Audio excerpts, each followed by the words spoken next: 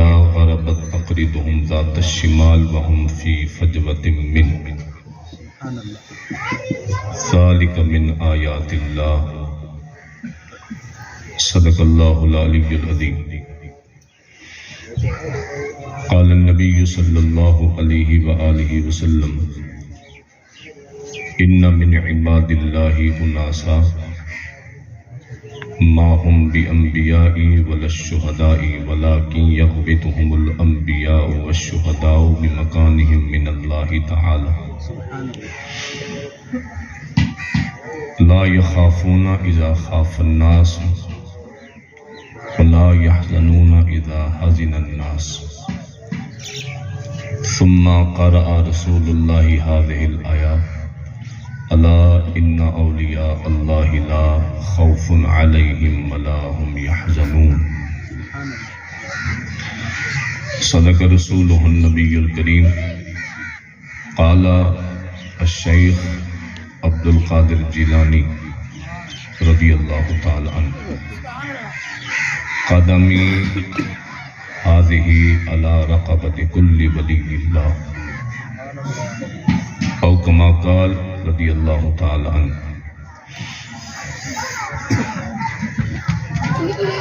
الہی بحق بنی فاطمہ کے برقول ایماں کنی خاتمہ اگر دعوتم رد کنی ور قبول منو دست دامان آل رسول. اسلام کی عظمت کے مینارے ہیں صحابہ، اسلام کی عظمت کے مینارے ہیں صحابہ، گر چاند ہے محمد تو ستارے ہیں صحابہ. سنی کو دل و جان سے پیارے ہیں صحابہ، ہم فخر سے کہتے ہیں ہمارے ہیں صحابہ.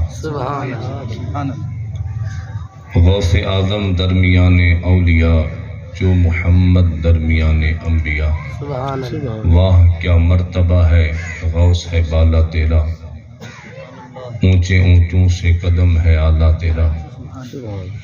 کیا کوئی دبے جس پر ہو حمایت کا پنجہ تیرا، شیر کو خطرے میں نہیں لاتا ہے کتا تیرا. نبوی میں علوی فصل بطولی گلشن، حسنی پھول حسینی ہے مہکنا تیرا. تیری سرکار میں لاتا ہے رضا اس کو شفیع، جو میرا غوث ہے لاڈلا بیٹا تیرا. معزز مکرم محتشم علماء ذی وقار، طلباء کرام، آج ہم جس شخصیت اور جس ہستی کی نسبت سے یہاں حاضر ہیں وہ ہستی کسی تعارف کی محتاج نہیں. اللہ تعالیٰ نے انہیں بے شمار خصوصیات سے نوازا تھا. وہ ایک ہی وقت میں بہترین مدرس بھی تھے، بہترین خطیب بھی تھے.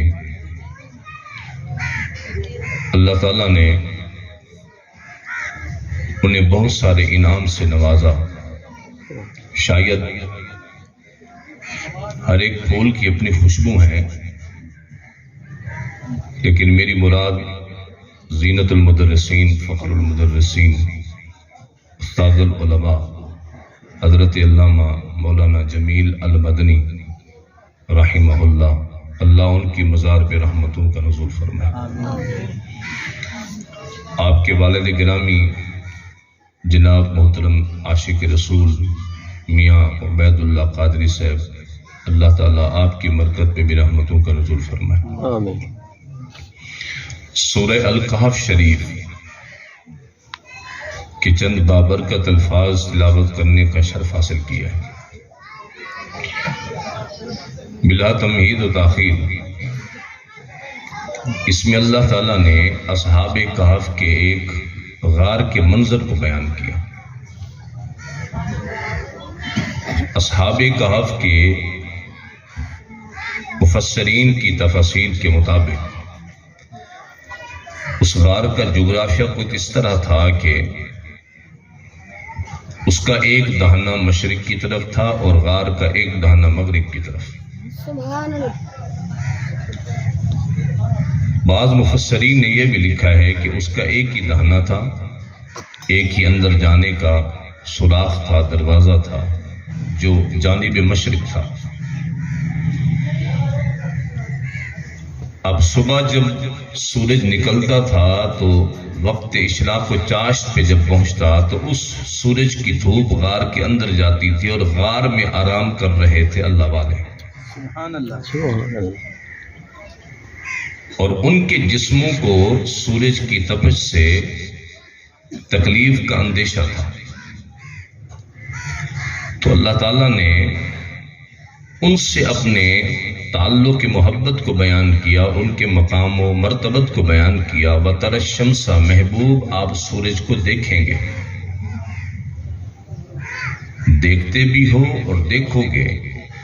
اِذَا طَلْعَتْ تَدَابَرُ عَنْ كَهْفِهِمْ، جب سورج طلوع ہوتا ہے تو ان کی غار کی داہنی جانب ہٹ کے نکلتا ہے، اور جب سورج ڈوبتا ہے تو ان کی غار کی بائیں جانب ہٹ کے ڈوبتا ہے۔ ذالک من آیات اللہ، یہ اللہ کی خاص نشانی ہے۔ علماء موجود ہیں، آیات و بینات بنتی ہی وہ ہیں کہ معاملہ پہلے کچھ ہو بدل کے کچھ ہو جائے۔ اسے قرآن مجید کے اندر آیات بینات کہا جاتا ہے، اللہ کی خاص نشانی۔ یعنی یہ کہا گیا کہ کوئی یہ نہ سمجھے کہ یہ سورج کا انداز یہی ہے یا اس کی مدار یہی ہے کہ وہ اسی میں ہی نکلتا ہے۔ فرمایا ذالک من آیات اللہ، یہ اللہ کی خاص نشانی ہے۔ من یہد اللہ فہو المہتد، جسے اللہ ہدایت دے ہدایت بھی وہی ہے، اور جسے اللہ گمراہ کر دے اس کا کوئی ولی مرشد نہیں ہو سکتا، اس کو راہ دکھانے والا کوئی نہیں ہوگا جسے اللہ گمراہ کرنا چاہے۔ امام قرطبی اور امام رازی نے ان آیات کی مفصل بحث تفسیر کبیر اور تفسیر قرطبی احکام قرآن کے اندر واضح مفصل بحث کی ہے۔ دراصل جب سورج نکلتا تھا تو اس کی دھوپ اندر جاتی تھی، اور جب وقت عصر پہ ہوتا اور کچھ غروب کے قریب ہوتا تو اس کی دھوپ غار کے اندر جاتی تھی، اور غار میں آرام کر رہے تھے اللہ والے، جنہوں نے اللہ کے لیے گھر بار چھوڑا، وطن چھوڑا، چین و سکون چھوڑا، سب کچھ اللہ کی محبت میں چھوڑا، جن کی زندگی کا ہر ایک لمحہ اللہ کی محبت میں گزرتا ہے، جنہوں نے سب کچھ اللہ کی محبت، اللہ کی معرفت کے لیے چھوڑا۔ اب ان کے جسموں کو تکلیف کا اندیشہ ہے تو اللہ کریم نے حکم دیا، سورج تیرا نکلنا بھی میری تقدیر۔ سورہ یاسین پڑھیے، وَالشَّمْسُ تَجْرِی لِمُسْتَقَرٍّ لَہَا ذَلِکَ تَقْدِیرُ الْعَزِیزِ الْعَلِیمِ۔ اللہ فرماتا ہے سورج کا نکلنا، مدار میں گھومنا، یہ ہماری تقدیر ہے۔ اب یہ اللہ کی تقدیر کے اس کے فیصلے کے مطابق سیدھا نکلتا تھا، اور اس کی دھوپ جاتی تھی غار کے اندر، اور غار میں آرام کر رہے تھے اللہ والے، اللہ کے پیارے آرام کر رہے تھے، اور دھوپ کی شعاؤں کی وجہ سے ان کے جسموں کو تکلیف کا اندیشہ تھا، تو اللہ کریم نے حکم دیا، سورج تیرا سیدھا نکلنا بھی میری تقدیر، سیدھا ڈوب جانا بھی میری تقدیر، وقت معین پہ نکلنا میری تقدیر، وقت معین بھی ڈوب جانا بھی میری تقدیر، مدار میں نکلنا، مدار میں ڈوب جانا میری تقدیر، لیکن تیری سیدھے نکلنے کی وجہ سے میرے نیک بندوں کے جسموں کو تکلیف پہنچتی ہے۔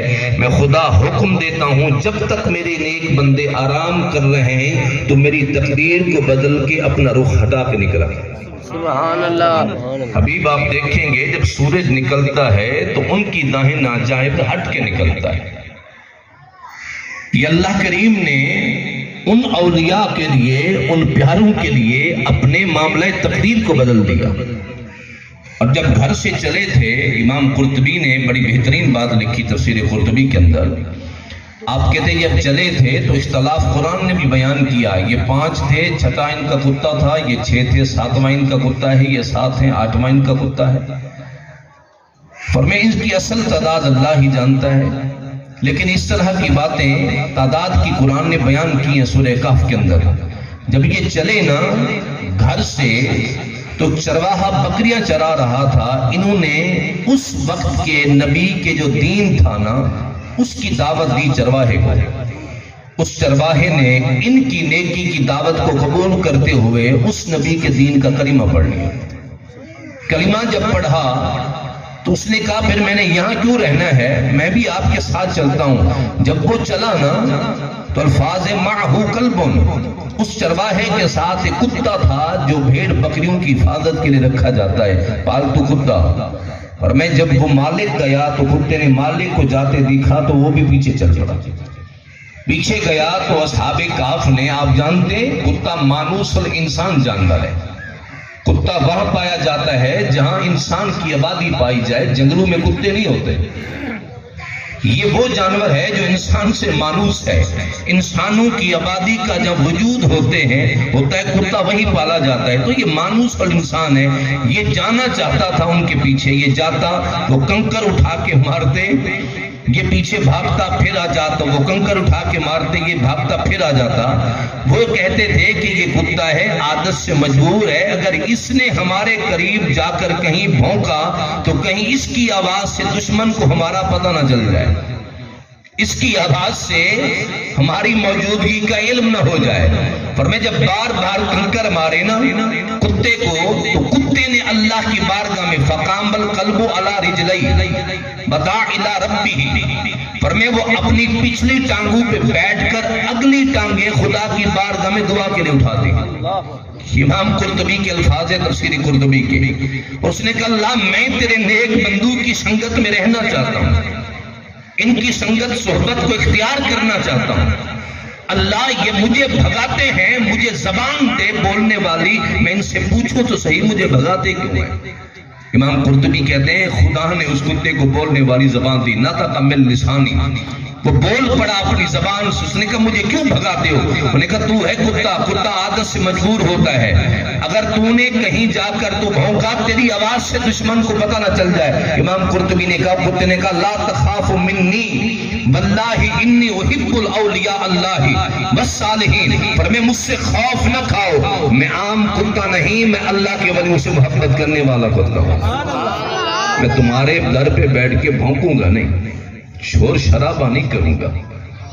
اس لیے کہا نا نگاہ ولی میں وہ تاثیر دیکھی، بدلتی ہزاروں کی تقدیر دیکھی۔ اگر فیض جانور کو بھی اللہ کے ولی کا مل جائے تو اللہ تعالیٰ پھر اس کا بھی ذکر قرآن میں کر دیتا ہے۔ اور قلبہم باسط ذراعیہ بالوسید، حالانکہ انداز نشست کو بیان کیا گیا، کتے کے انداز نشست کو۔ علماء موجود ہیں کہ قرآن کی آیات کن کن مضامین پہ مشتمل ہیں، اور کتے کے انداز نشست کو بیان کرنا، اللہ اکبر، یہ اس نسبت سے تھا کہ اس کتے کی نسبت اللہ کے ولیوں سے ہو گئی تھی، سبحان اللہ، اللہ کے ولیوں سے نسبت ہو گئی۔ اب وہ چل پڑے، اب قربان جائے نا، منظر قرآن بیان کرتا ہے، اصحاب کہف جا کے غار کے اندر سو گئے، فرمایا 309 سال وہ غار میں آرام کرتے رہے، ان کے در پہ کتا بیٹھا رہا، ان کے در پہ کتا بیٹھا رہا۔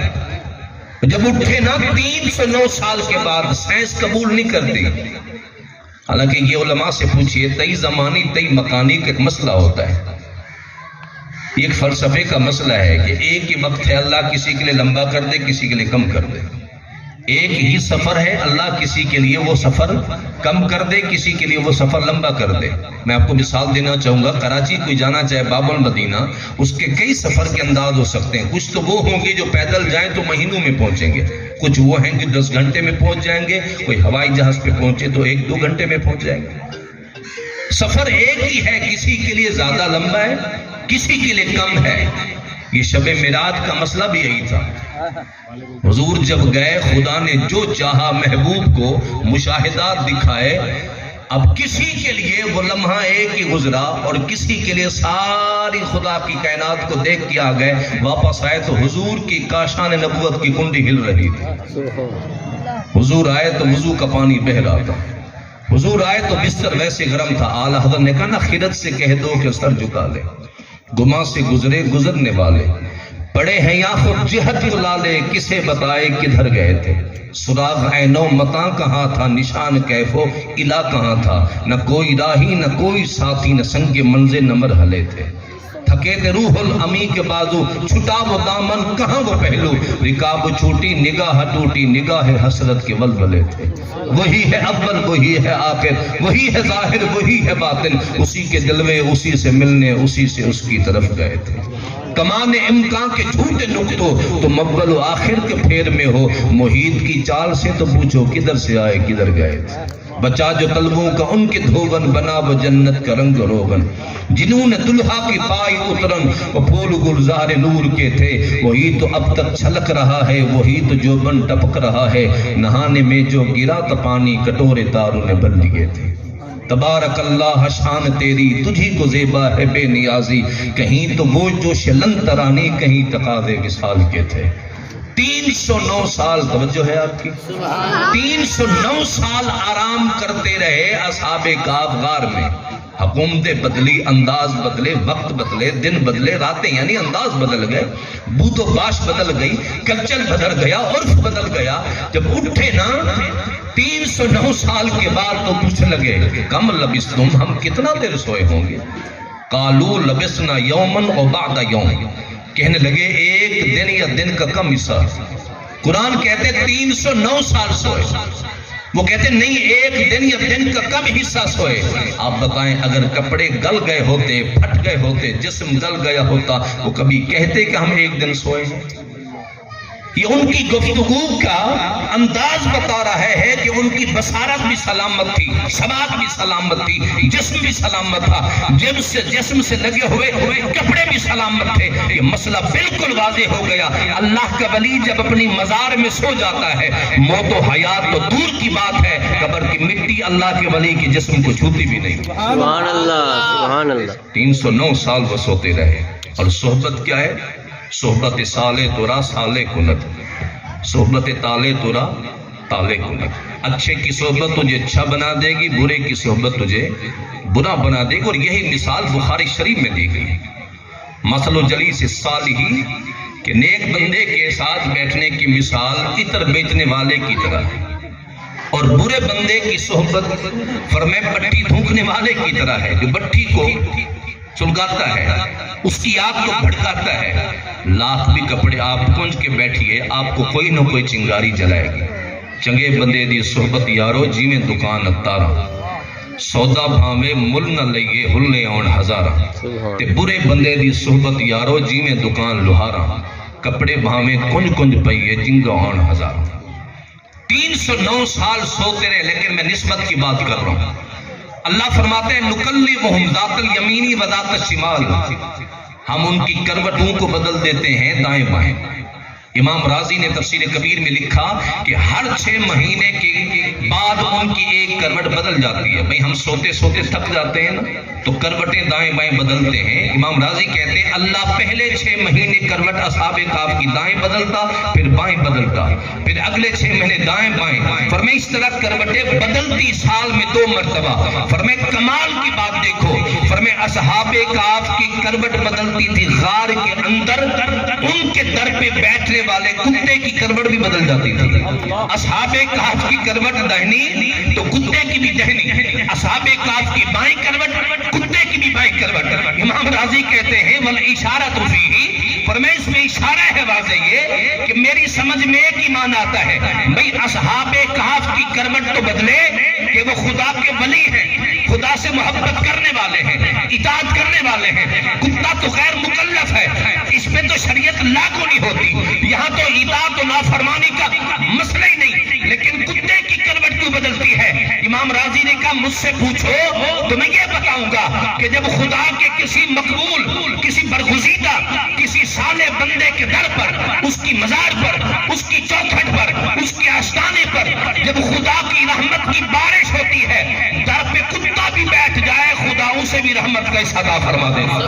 نعرہ تکبیر، نعرہ رسالت، نعرہ تحقیق، نعرہ حیدری، جشن عید میلاد النبی۔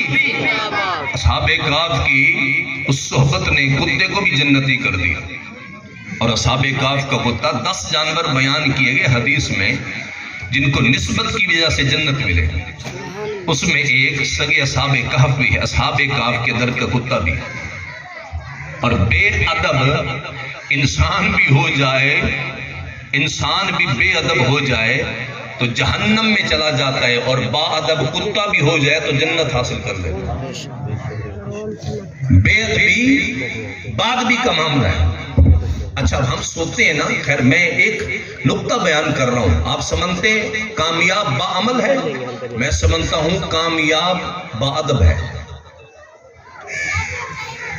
با عمل نہیں کامیاب، با ادب ہے، کیونکہ ادب کے اندر عمل بھی آ جاتا ہے، عمل کے اندر ادب آ جائے یہ ضروری نہیں ہے۔ با ادب جو ہے وہ کامیاب ہے، ادب بڑی چیز ہے۔ مولوی اشرف علی تھانوی نے امداد المشتاق میں، آپ کی توجہ ہے؟ سبحان اللہ۔ چند باتیں عرض کر دوں، اس میں امداد المشتاق میرے پاس موجود ہے، رحمانیہ چھاپا ہے غالباً مکتبہ لاہور کا، اس میں لکھا ہوا ہے کہ ایک دن میرے مرشد کریم حاجی امداد اللہ مہاجر مکی نے اپنی وصال کا ذکر کیا، وصال کا ذکر کیا۔ اچھا 2 طبقات ہیں جن کو اللہ تعالیٰ وصال کی خبر بھی دے دیتا ہے، انبیاء تو بالخصوص ہیں کہ اللہ تعالیٰ ان کو موت میں بھی اختیار دیتا ہے۔ یہ بخاری کی حدیث ہے کہ اللہ تعالیٰ نے ایک بندے کو اختیار دیا ہے کہ وہ دنیا میں رہنا چاہیں یا رب کے پاس آنا چاہیں، تو اس بندے نے رب کے پاس جانے کو قبول کیا۔ یہ واضح حدیث ہے کہ اللہ تعالیٰ انبیاء کو موت و حیات میں بھی اختیار دیتا ہے۔ جب تک نبی پسند نہ کرے وصال کو، اللہ فرشتہ موت کا نہیں بھیجتا، ان کی روح قبض نہیں کی جاتی۔ اولیاء میں بھی یہ شان ہے۔ تو کہتے ہیں میرے مرشد کریم نے ایک دن اپنے وصال کا ذکر کیا تو میں رونے لگ گیا۔ آپ نے کہا بیٹے کیوں روتے ہو؟ انہوں نے کہا حضور آپ چلے گئے تو میرا کیا ہوگا؟ انہوں نے کہا بیٹے گھبراؤ نہیں، فقیر مرتا نہیں، فقیر گھر بدلتا ہے۔ یہ امداد المشتاق کی عبارت ہے، فقیر مرتا نہیں، فقیر گھر بدلتا ہے۔ میں چلا بھی جاؤں تو میری قبر سے تمہیں وہ نفع ملے گا جو میری ذات سے ملتا ہے۔ تو تھانوی لکھتا ہے کہ مجھے مرشد کی قبر سے بھی وہ فیض ملا جو مرشد سے ملتا تھا۔ میں نے کہا اگر تھانوی کو فیض مل سکتا ہے تو اس امت کو بھی غوث اعظم کا صدقہ فیض مل سکتا ہے۔ سبحان اللہ۔ اس میں تو کوئی حرج نہیں ہے نا۔ اولیاء اللہ لا یموتون ولکن ینتقلون من دار الی دار۔ اللہ کے ولی مرتے نہیں، وہ تو گھر بدلتے ہیں۔ بلکہ اس میں باجدید بستامی کا فرمان فرمائے من ارادائیں ان یجلس مع اللہ فلیجلس مع اہل التصوف، جو یہ چاہتا ہو وہ اللہ کے قریب بیٹھے، وہ اللہ والوں کے قریب بیٹھے۔ اللہ کیے جانے سے اللہ نہ ملے، اللہ والے ہیں جو اللہ سے ملا دیتے ہیں۔ ایک واقعہ بیان کیا جاتا ہے، ایک بات ذہن نشین کر لیں، جتنا بھی بیٹھے نا طلباء علماء کی بات، علماء تو سر کے تاج ہیں، میں ایک بات کر رہا ہوں، کبھی بھی زندگی میں اللہ والے کے بارے میں بدگمانی نہ رکھنا، کسی اللہ والے کے بارے میں، یہ بڑا سخت مرحلہ ہے۔ ایک حکایت بیان کی جاتی ہے، آپ سبحان اللہ زور سے کہیے، میں آخری حکایت بیان کروں۔ حکایت یہ ہے کہ ایک اللہ والا جذب و مستی کی حالت میں جا رہا ہے، ننگے پاؤں ننگے سر، مٹی آ رہی ہے، اڑایا جا رہا ہے، کیچڑ آئی ہے پاؤں سے، وہ اس کے چھینٹے اٹھ رہے ہیں، اسے دنیا کی خبر ہی نہیں ہے، وہ اللہ کی محبت میں مست جا رہا ہے، چلا جا رہا ہے، گلیاں گزر رہا ہے، کوچے گزر رہا ہے، قریب ایک گلی میں نیا دولہا دلہن کا جوڑا بھی جا رہا ہے۔ اب اللہ والا وہاں سے گزرا، جو بے خودی کے عالم میں اس کے پاؤں سے کیچڑ اٹھی اور اس دولہا دلہن میں سے دلہن کے کپڑوں پہ گر گئے۔ اب دلہا نے نہ ایک دیکھی نہ دو، اللہ والے کا گریبان پکڑ کے تھپڑ مار دی۔ اللہ والے نے کچھ نہیں کہا، فقط چہرہ آسمان کی طرف اٹھایا، اٹھا کے پھر نیچے سر کیا، آگے چلے گئے۔ اب وہ بھی چلتے جا رہے ہیں اور جوڑا بھی چلا جا رہا ہے. جوڑے کا گھر آ گیا, دولہا دلہن چڑھنے لگے سیڑھی, پاؤں پھسلا, دولہا گرتے گرتے نیچے آ پڑا. جب دیکھا تو فوت ہو چکا تھا. دنیا نے پکڑ لیا اللہ والے کو کہ تم نے بد دعا دی ہے, اس وجہ سے اس کی اچانک موت ہوگی. اس نے کہا نہیں, میں نے کوئی بد دعا نہیں کی. اللہ والے کسی کو بد دعا نہیں دیتے. انہوں نے کہا نہیں, اتنا ارجنٹ معاملہ کیسے ہو گیا کہ تم نے اس نے تھپڑ ماری ہے. جب وہ زیادہ اصرار کرنے لگے نا تو اللہ والے نے راز سے پردہ اٹھایا. انہوں نے کہا یہ بتاؤ, مجھ پہ سختی نہ کرو, نہ جھگڑا کرو, نہ گناہگار بنو بدگمانی کر کے. یہ بتاؤ کیچڑ کس کے کپڑوں پہ گری ہے, دولہا کے کپڑوں پہ یا دلہن کے کپڑوں پہ؟ انہوں نے کہا دلہن کے کپڑوں پہ. انہوں نے کہا تھپڑ کس نے ماری ہے؟ اس نے کہا دولہا نے. انہوں نے کہا حقیقتاً تھپڑ مارنے کی حقدار تو دلہن تھی. انہوں نے کہا پھر تھپڑ دلہن نے کیوں ماری؟ انہوں نے کہا در حقیقت وہ دلہن اس کی محبوبہ ہے, وہ محب ہے, وہ اس کی محبت کی وجہ سے تجھے تھپڑ ماری ہے. فرمایا یعنی اس نے اپنے محبوبہ کے کپڑوں کو گندا دیکھا تو اس سے جلال آ گیا. فرمایا سمجھ لو جیسے اس سے کوئی محبت کرتا ہے, کوئی مجھ فقیر سے بھی محبت کرتا ہے. سبحان اللہ, جلال اسے بھی آ گیا. اس نے اپنی طاقت تھپڑ میں دکھائی ہے, اس نے اپنی قدرت پھر اس حالت میں دکھائی. یہ اللہ والوں کا مقام ہے. اور ادب کو ملحوظ خاطر رکھیں. ادب سیکھنا ہو تو تاجدار بریلی سے سیکھیں. کیا مقام ہے, کیا شان اللہ نے عطا کی. وہ واقعہ مشہور ہے کہ جب آپ کی معمول کے مطابق پالکی لائی جاتی تھی اور سیدی اعلیٰ حضرت اس میں بیٹھتے, یہ اس علاقے کا زمانے کا کلچر تھا. پالکی میں بیٹھ کر یہ علماء کی ایک عزت احترام تھا. پالکی میں بٹھا کر اعلیٰ حضرت کو اٹھا کے لے جایا جاتا تھا اور مجلس علم میں پہنچایا جاتا تھا. وقت ہوا, آپ نے وضو کیا, امامہ سر پہ باندھا, پالکی میں تشریف فرما ہوئے 4 بندوں نے کاندھا دیا. فرمایا چند قدم اٹھائے تو اعلیٰ حضرت نے پالکی سے آواز دی, پالکی اٹھانے والوں خبردار, ایک قدم بھی آگے نہ اٹھانا. حکم کی تعامل ہوئی, پالکی نیچے رکھی گئی. دنیا نے دیکھا اعلیٰ حضرت جب باہر نکلے پالکی سے تو آنکھوں سے مسلسل آنسو. حضور کس غم نے رلایا, کس بات نے آپ کو آنسو بہانے پہ مجبور کیا؟ فرمایا پالکی اٹھانے والوں تم بتاؤ کیا میری پالکی کو کاندھا دینے والوں میں کوئی سید آل نبی تو نہیں ہے؟ حضور آپ کو کیسے خبر چلی کہ ہم میں کوئی سید ہے؟ فرمایا گلشن فاطمہ کی خوشبو میں نے پالکی میں سنی. فرمایا حضور آپ اس بات کو چھوڑیں, مالک کام لیتا ہے, مزدور مزدوری لیتا ہے, مالک ذات پاک نہیں پوچھتا کہ سید ہو یا غیر سید ہو. فرمایا نہ, میں تمہیں اللہ کی عزت اور رسول پاک کی عزت کا واسطہ دے کے پوچھتا ہوں تم میں سید کون ہے؟ ایک شخص نے سر جھکایا, حضور میں حالات کا پسا ہوا غریب سید ہوں, کئی دن سے میرے گھر میں فاقہ تھا, کسی سے بھیک مانگنے میں شرم آئی. اقبال کہتے تیرا طریق امیری نہیں فقیری ہے, خود ہی نہ بیچ غریبی میں نام پیدا کر.